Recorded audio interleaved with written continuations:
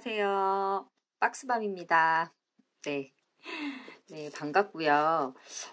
오늘은, 여러분과, 저희 아이를, 케어하면서, 제가 아이의, 아들 돕기에 좀, 어, 독특한 어떤 현상에 대해서 말씀을 드리겠는데요. 지금 보니까 이게, 어, 양극성 장애였던 것 같아요. 그래서 오늘 여러분과 이 영상은요, 음, 제목이 아들의 웃음소리와 울음소리라는 양극성 장애, 즉 조울증에 대해서 한번 이야기를 한번 해보려고 합니다. 시작해볼까요? 네. 어, 어, 지금도 가끔 좀 저희 아들 토끼가 이유 없이 막 깔깔깔 대고 막 웃어요.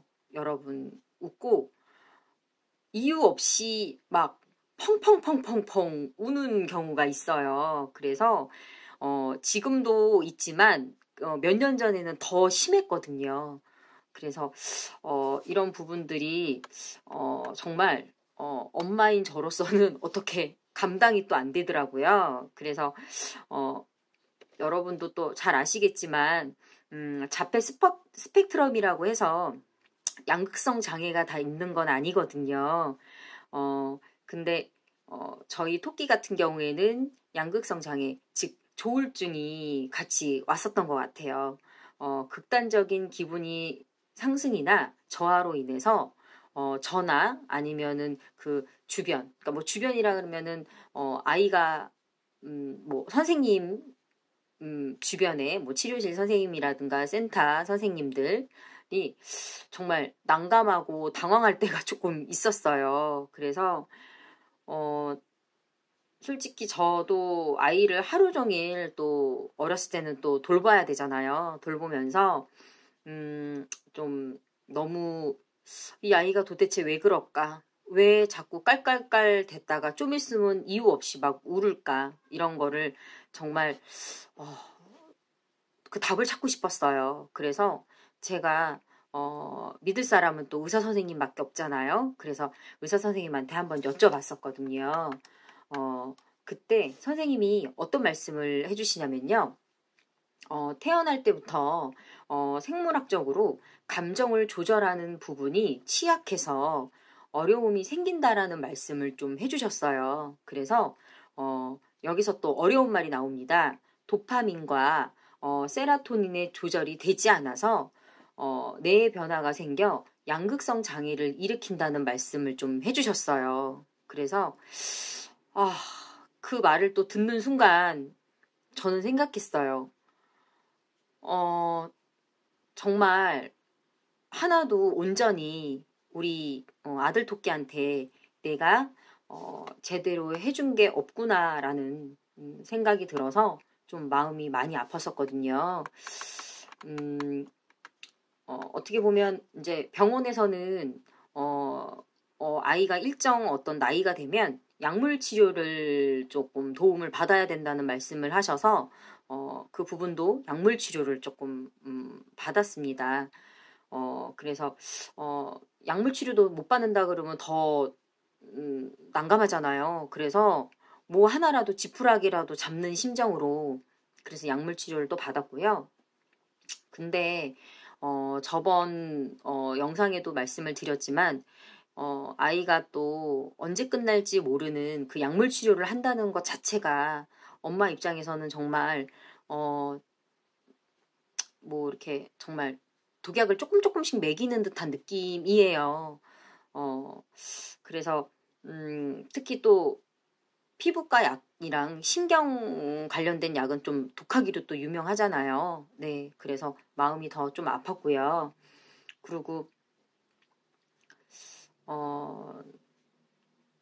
또 저희 아들 토끼가 막 웃고 울고 막 이런 감정 변화가 되게 심하다 보니까 저희 집 같은 경우에는 외식을 거의 한 5년에서 한 6, 7년 정도 못했던 것 같아요. 불안해서 전체적으로 제가 느끼고 아빠가 느끼기에 애기 아빠가 느끼기에 불안해서 못했던 것 같아요. 그래서 정말 그런데 세월이 약이라고 하던가요? 지금 그런 모습을 지금도 좀 보이지만 저는 또 좀 생각이 바뀌었어요, 여러분. 토끼가 무슨 생각을 하고 즐거운 마음을 가지는구나 이렇게 생각을 하게 되더라고요. 그래서 토끼에게 다가가서 이렇게 저는 며칠 전에도 말했어요, 여러분. 토끼야, 무슨 재밌는 일이 있어? 같이 좀 웃어보자. 나도 좀 알려줘. 이렇게요. 어떻게 보면 자꾸 심각하게 생각하면 좀 심각하게 보이게 되거든요, 보이게. 그래서 그 전에, 몇 년 전에 제가, 그때 분당서울대 유희정 교수님한테, 말했던 적이 있어요. 선생님, 아이가 숨소리 빼고는 다 자폐인 것 같아요. 라는 말을 했어요. 여러분 한번 생각해 보세요. 너무 무섭죠? 근데 그 무서운 말을 제가 그 정도로 느낄 정도로 저는 너무 많이 생각이 부정적이고 무서운 생각을 하고 있었나 봐요. 그래서 그때 너무 절망스러워서 정말 이 두 눈을 딱 감고 죽고 싶었어요. 그때 저희 아이가 아들 토끼가 3살, 딸 토끼가 2살이었어요. 근데 그때 정말 죽을 용기가 부족했나 봐요. 그래서 지금 이렇게 또 살아있는 거 보니까 그때 딱 생각했던 것 같아요, 여러분. 빨간 셀로판지 아시죠? 셀로판지. 네. 빨간 셀로판지로 세상을 보면 뭐 세상이 빨간 것처럼 그때 저는 아들 토끼를 그런 시선으로 봤던 것 같아요. 그래서 지금 생각해 보면 엄마니까 우리 토끼들을 다각도로 보는 눈이 있어야 된다고 좀 생각이 들더라고요. 그래서 저는 아직까지는 앞에 프로라고 하기에는 연수가 조금 안 되지만 정말 프로 박스맘이 되기 위해서 정말 지금도 좀 어떤 마음적인 부분, 심리적인 부분들을 조금 잘 다스리자 하는 편이에요. 특히 엄마가 잘 다스려야지 아이도 마음이 편하니까요. 특히 자폐성 장애로 힘들어하신 어머니들, 저도 또한 1인이잖아요. 힘들지만 저는 이렇게 말씀드리고 싶어요. 우리 힘들지만 같이 가요. 너무 심각하게 생각하기, 있기 없기, 저는 없기로 해요. 엄마가 행복해야지 우리 토끼들도 행복한 거잖아요. 정말 저는 정말 큰 바램은 없는데 엄마들 욕심이 또 한이 끝이 없을 수 있잖아요. 근데 오늘도 저희 아들이 욕심을 안 갖게 공부를 안 하고 있어요. 그래서 한편으로는 그래, 방학이 기니까 여유 있게 하자 하고 오늘 마무리를 했는데요. 여러분도 조금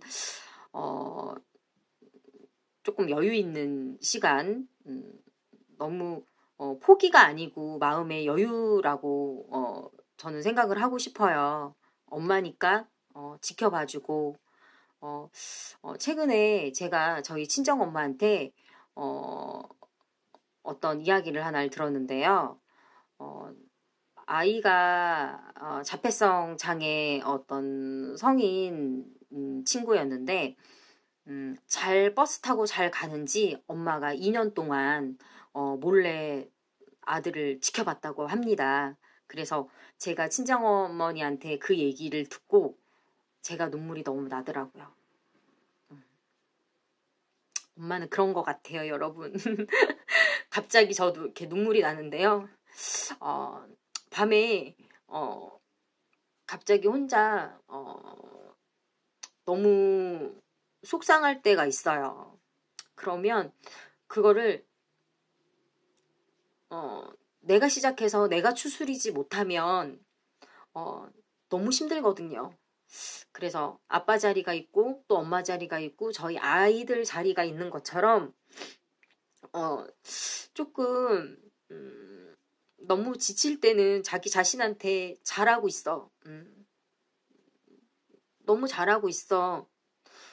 너무 힘들어하지 마. 라고 자신한테 위로를 조금 해주고 사랑도 많이 해주고 비싼 커피도 과감하게 한 잔 먹을 수 있는 그런 시간을 좀 가졌으면 좋겠어요. 그래서 저도 그전에는 차 마시고 이런 게 정말 사치라고 생각을 했었거든요. 근데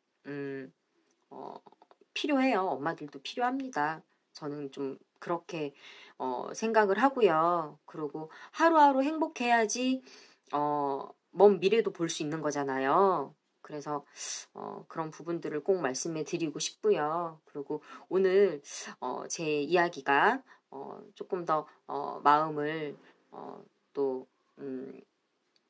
울리시고 조금 감동을 받으셨다면 감사합니다. 네. 구독, 좋아요, 알림 설정 쑥스럽지만 부탁드려요.